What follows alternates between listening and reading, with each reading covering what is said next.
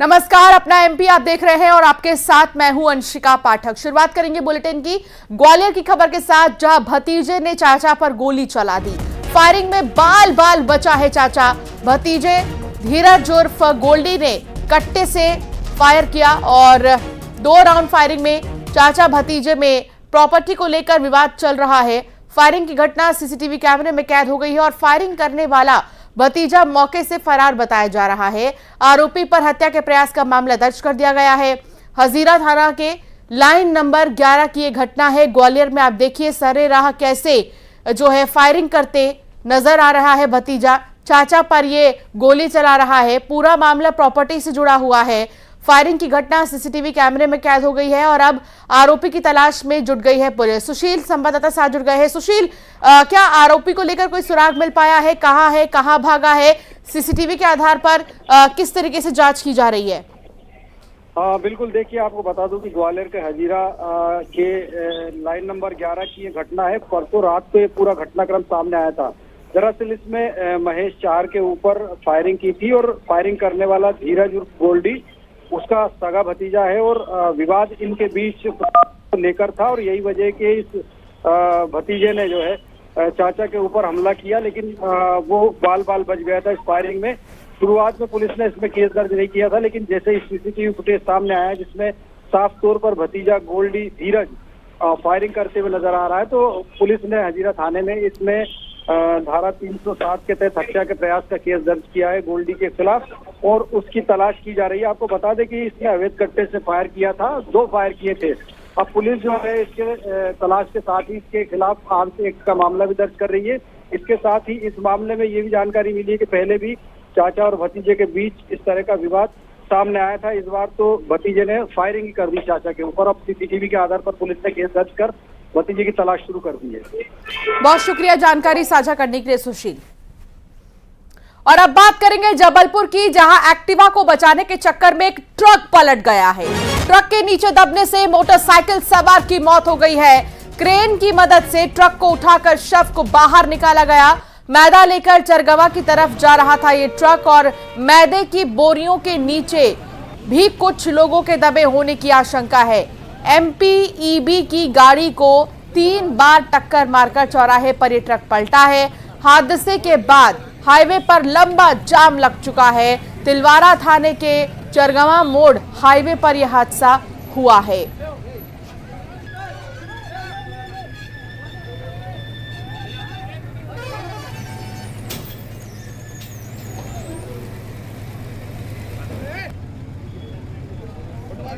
तो आप देख रहे हैं ये ट्रक की तस्वीर। ट्रक के पलटने की वजह से हर तरफ मैदा ही मैदा। हालांकि ट्रक के पलटने की वजह से लंबा जाम यहां पर लगा हुआ है। एक्सक्लूसिव तस्वीर, जहां जो नीचे ट्रक के दब चुके हैं उनको बाहर निकाला गया। किसी तरह ड्राइवर के भी शव को बाहर निकाला गया है। कुछ लोगों के दबे होने की आशंका है और ये बोरियां जो आप देख रहे हैं ये मैदे की बोरी है। एक्टिवा को बचाने के चक्कर में ट्रक पलट गया। मोटरसाइकिल सवार की तो मौत ही हो गई है और जो ट्रक है, ट्रक चालक है, उससे जुड़े कुछ लोग और भी हैं जो ट्रक के नीचे दबे हुए थे, जिन्हें बाहर निकाला गया।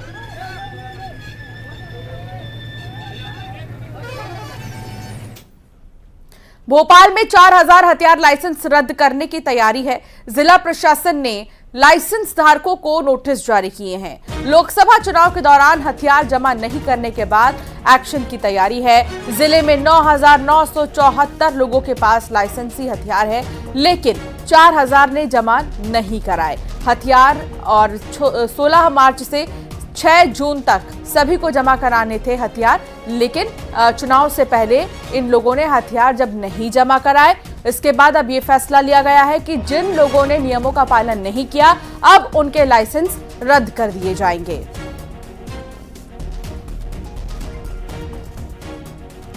प्रशांत कटारे संवाददाता साथ जुड़ गए हैं। प्रशांत, 4000 से भी ज्यादा ऐसे हथियार लाइसेंस जिन्होंने नियमों का पालन नहीं किया, अब उनके लिए मुसीबत की घड़ी।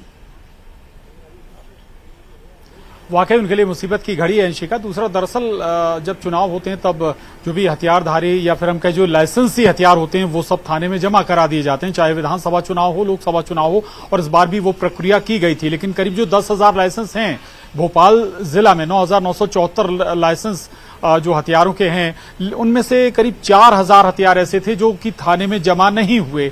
ऐसे में अब जाकर प्रशासन को ये सख्त कदम उठाना पड़ रहा है कि और नोटिस भेजा गया है, उन्हें सवाल किया गया कि क्यों ना आपके लाइसेंस रद्द कर दिए जाएं आपके हथियारों के। हालांकि हो सकता है कि हथियारों के लाइसेंस रद्द ना किए जाएं, उनसे जवाब तलब कर ये एक बार और मोहलत दे दी जाए। लेकिन ये सवाल वाकई बड़ा है, क्योंकि एहतियातन जब चुनाव होता है तो किसी तरह की कोई घटना ना हो, किसी तरह की कोई हादसा ना हो, उसके मद्देनजर इलेक्शन के दौरान देश भर में जहां जहां भी चुनाव होते हैं वहां पर हथियार जमा करा लिए जाते हैं थानों में। लेकिन ये सवाल है कि आखिर वो 4000 जो हथियार थे वो जमा क्यों नहीं हुए? क्या प्रशासन सख्ती से ये संदेश नहीं पहुंचा पाया उन लाइसेंस धारी जो लोग हैं जो जिनके पास लाइसेंस वाले हथियार थे? बाकी जगह धरपकड़ हमेशा चलती ही है इलेक्शन से पहले, और इसीलिए अब सवाल भी है। हालांकि कड़ी कार्रवाई की दरकार भी है अंशिका। अगर कड़ी कार्रवाई नहीं होती है तो फिर आगे भी इस तरह की जो नजीरें पेश आती रहेंगी कि भाई भले ही प्रशासन अपील करता रहे और लोग अपने हथियार थानों में जमा ना कराएं। इसलिए कड़ा संकेत तो यहां पर देना ही होगा, और ऐसे 4000 लाइसेंस संभव है कि निरस्त भी कर दिए जाएं अगर सही जवाब इनके जरिए नहीं दिया जाता, या फिर हम कहें कि वाजिब कारण नहीं दिया जाता। हो सकता है कि इनमें से कुछ के लाइसेंसों के हथियार रद्द कर दिए जाएं, कुछ के ना भी हों, जिनसे सही जवाब या वाजिब जवाब मिल जाता है। भोपाल जिला हालांकि वैसा सेंसिटिव एरिया नहीं है। अगर मध्य प्रदेश के दूसरे जिलों की बात करें तो मुरैना, भिंड और जो ग्वालियर चंबल वाला इलाका है वहां पर कोशिश होती है कि 100% जो हथियार हैं वो थाने में जमा कराए जाएं, जो भी लाइसेंस वाले हथियार होते हैं। हालांकि भोपाल में कह सकते हैं कि शायद इसीलिए इतनी सख्ती नहीं की गई होगी, चूंकि उतना सेंसिटिव भोपाल नहीं रहा है, और इसीलिए अब 4000 जो लाइसेंस वाले जो लाइसेंसधारी हथियारों के मालिक हैं। बहुत शुक्रिया प्रशांत जानकारी साझा करने के लिए। तो अभी भी मौजूदा समय में कई ऐसे जो लाइसेंसधारी हैं उन्होंने लाइसेंस जमा नहीं कराया। और अब बात करेंगे इंदौर की, जहां दुष्कर्म और धर्म परिवर्तन के लिए दबाव डालने का सनसनीखेज मामला सामने आया है। 2 साल के बच्चे के गले पर चाकू रख महिला से दुष्कर्म किया। आरोपी ने पीड़िता के अश्लील फोटो और वीडियो बनाए। वीडियो और फोटो के आधार पर पीड़िता को ब्लैकमेल भी किया। पति को छोड़कर मुस्लिम धर्म अपनाने के लिए पीड़िता पर दबाव डाला है। पीड़िता की शिकायत पर रेप और धर्म परिवर्तन के लिए दबाव डालने का केस दर्ज किया गया है आरोपी पर। आरोपी कासान को पुलिस ने गिरफ्तार भी कर लिया है, और अब आगे की कार्रवाई की तैयारी, क्योंकि बच्चे को मारने की धमकी दिया और फिर रेप किया। रेप के साथ साथ धर्म परिवर्तन का भी दबाव आरोपी बना रहा था।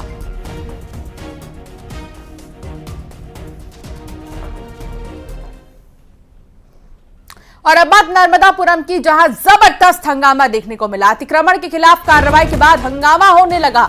अतिक्रमण करने वालों ने हंगामा किया है। बड़ी संख्या में नगरपालिका पहुंचे अतिक्रमणकारी। नगरपालिका परिसर में पुलिस बल तैनात है, सीएमओ से मिलने का इंतजार कर रही हैं। तो दूसरी तरफ कार्रवाई के खिलाफ जमकर नारेबाजी भी की गई है। तो नगरपालिका परिसर में पुलिस बल तैनात है और ये भीड़ आप देख सकते हैं लोगों की। कार्रवाई के खिलाफ जमकर नारेबाजी चल रही है। जबरदस्त हंगामा नर्मदापुरम में। अतिक्रमण के खिलाफ कार्रवाई जो चल रही है उसको लेकर हंगामा किया गया।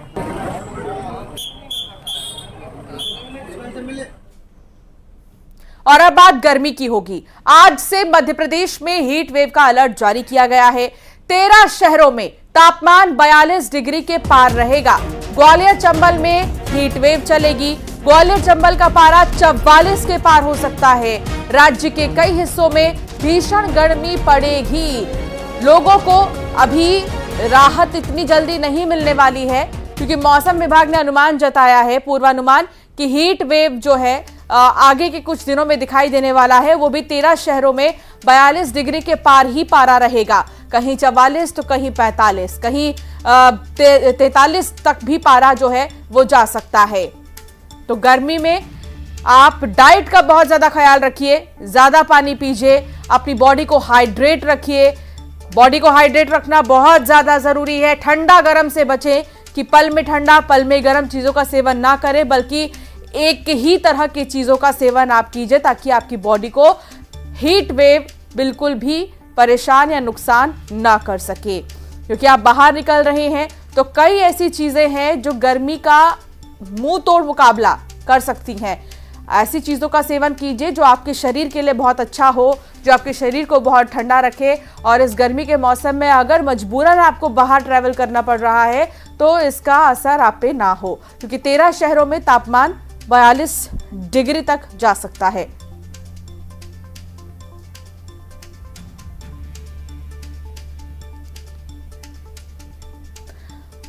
तो देखिए, क्योंकि गर्मी का सितम लगातार जारी है, तो दतिया की भी अगर बात करें तो 45 तक जो है पारा पहुंच चुका है, 42 पार पारा पहुंच चुका है। 13 शहरों की अगर बात करें तो अलग अलग शहरों का यही हाल है फिलहाल। ग्वालियर चंबल की तो बात कर ही रहे हैं, जिसमें कि 42 पार 44 तक पारा, और दतिया का भी कुछ यही हाल है। तो अभी गर्मी का सितम बरकरार रहेगा। गर्मी से निपटने के लिए एकमात्र उपाय है सावधानी। सावधानी जितना बरतेंगे उतना गर्मी से बचे रहेंगे। गर्मी में डाइट का ख्याल रखिए, जूस, नारियल पानी, नींबू पानी, इस तरह की चीजें पीजिए। इसके अलावा आप खाने में कच्चा प्याज और सैलेड भी ले सकते हैं। तो इस तरह की चीजों के सेवन से आप अपने आप को स्वस्थ रख सकते हैं। ताजा और हल्का भोजन करें। ज्यादा तेल मसालों वाला भोजन आपके लिए नुकसानदेह साबित हो सकता है। रसीले फलों का इस्तेमाल कीजिए। ठंडी तासीर वाली चीजों का इस्तेमाल कीजिए ताकि आप अपने आप को, अपने शरीर को गर्मी से बचा सके। शैलेंद्र चौहान संवाददाता साथ जुड़ गए हैं। शैलेंद्र, अभी कुछ दिनों तक तो इसी तरह मौसम बना रहेगा। मौसम विभाग की तरफ से कह दिया गया है कि 42 डिग्री पार पारा रहेगा। इससे समझा जा सकता है कि गर्मी कितनी ज्यादा है। अभी आप भी बाहर खड़े हैं, तापमान क्या है फिलहाल और क्या आदेश मौसम विभाग की तरफ से? देखिए, बिल्कुल भोपाल में हम जहाँ खड़े वहाँ भी 40 डिग्री के ऊपर तापमान है। इसी तरह एमपी के जितने भी प्रमुख शहर हैं सभी जगहों पर 40 डिग्री के ऊपर 43 डिग्री तक तापमान जा चुका है और पारे की उछाल इसी तरह आने वाले 3-4 दिन और रहने के पूरे आसार है। मौसम विभाग ने बताया कि जो हीट वेव वो चल सकती है और लू का असर हो सकता है, तो सभी को एहतियातन यह भी कहा गया है कि धूप से बचने के इंतजाम करके चलें। अगर बाहर निकले तो स्कार्फ हो या फिर जो भी सुरक्षा के इंतजाम है, धूप से बच सकते हैं उसके इंतजाम करके निकलें। शीतल पेय लेकर निकलें।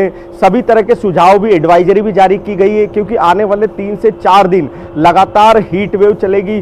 लू के आसार है और लू से बचने के इंतजाम किए गए हैं। और जिस तरह का सिस्टम बन रहा है, चक्रवाती सिस्टम, तो आने वाले 3 से 4 दिन क्योंकि हवाओं का रुख बदला हुआ है, तो ये तपन को और बढ़ाएगा, गर्मी को बढ़ाएगा, उमस को बढ़ाएगा।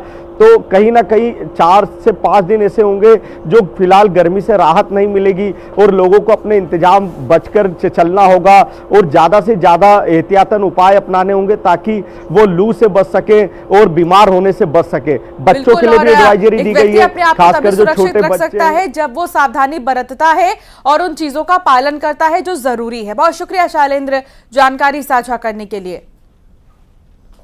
और अब बात मध्य प्रदेश की, जहां चुनाव निपटने के बाद अब बीजेपी और कांग्रेस में संगठन स्तर पर कसावट की तैयारी हो रही है। दोनों दल चुनाव प्रचार में सक्रिय और निष्क्रिय नेताओं की पहचान करेंगे।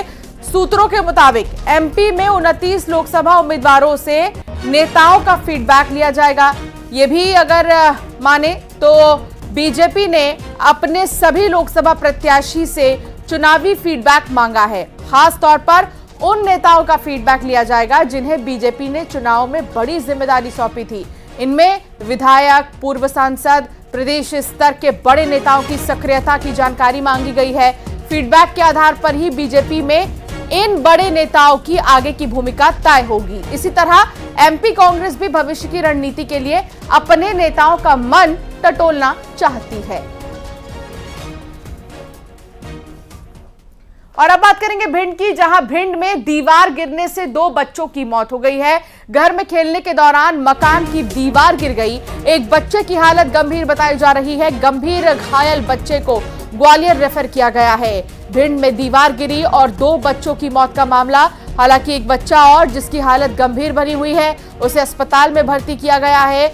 और दीवार की जैसे ही छत गिरी, बच्चे खेल रहे थे, इन्हें भी नहीं पता था कि इस तरह ये काला दिन उनके जीवन में कभी आएगा। खेलने के दौरान ये छत गिरी घर में ही और फिर 2 बच्चों की तो मौत हो गई है, लेकिन एक बच्चा जो कि गंभीर स्थिति में अस्पताल में भर्ती, उसका इलाज चल रहा है।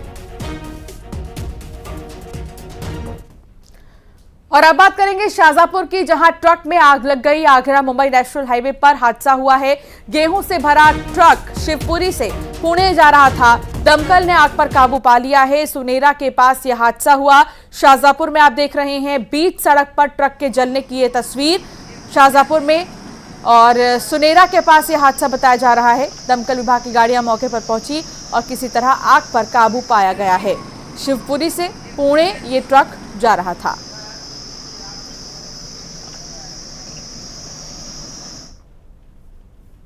भोपाल में फिर सक्रिय हुआ है चड्डी बनियान गिरोह। मकान में 6 हथियारबंद बदमाश घुसे। सीसीटीवी में कैद हुए नकाबपोश चोर। बाग सेवानिया थाना क्षेत्र के विद्यानगर का वीडियो बताया जा रहा है। एक बार फिर से ये गिरोह जो है वो सक्रिय हो गया है, जो कि चोरी करता है जगह जगह पर। हालांकि सीसीटीवी कैमरे में नकाबपोश चोर जो है वो कैद हुए हैं।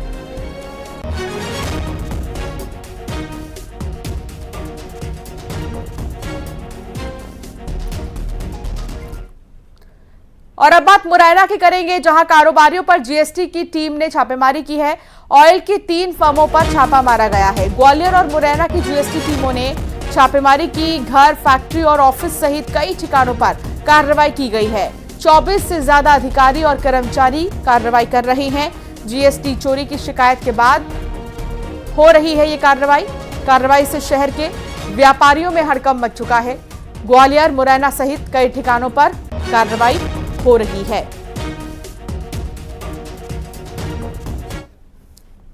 और अब बात मुरैना की करेंगे, जहां रेस्टोरेंट संचालक को धमकी देने का मामला सामने आया। नकाबपोश बदमाशों ने रंगदारी मांगी है। हर महीने 1 लाख रुपए की रंगदारी मांगी गई है। रंगदारी नहीं देने पर अंजाम भुगतने की भी धमकी दी गई है।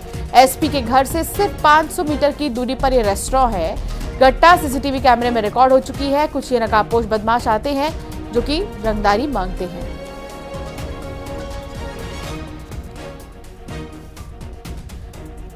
तो ये तस्वीर आप देख रहे हैं। एक अपडेट इसमें यह आया है कि रंगदारी मांगने वाला व्यक्ति जो है उसे गिरफ्तार कर लिया गया है। किचन रेस्टोरेंट संचालक से ये 1 लाख रुपए की रंगदारी मांग रहे थे। पहले तो आए थे अपना चेहरा छिपाकर, लेकिन सीसीटीवी कैमरे में इनका चेहरा आप देख सकते हैं। इसमें से एक को गिरफ्तार कर लिया गया है।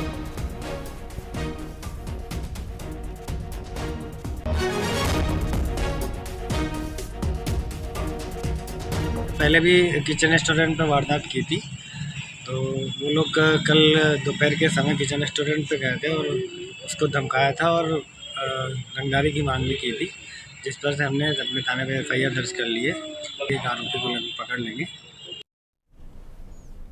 और अब एक नजर टॉप 20 खबरों पर।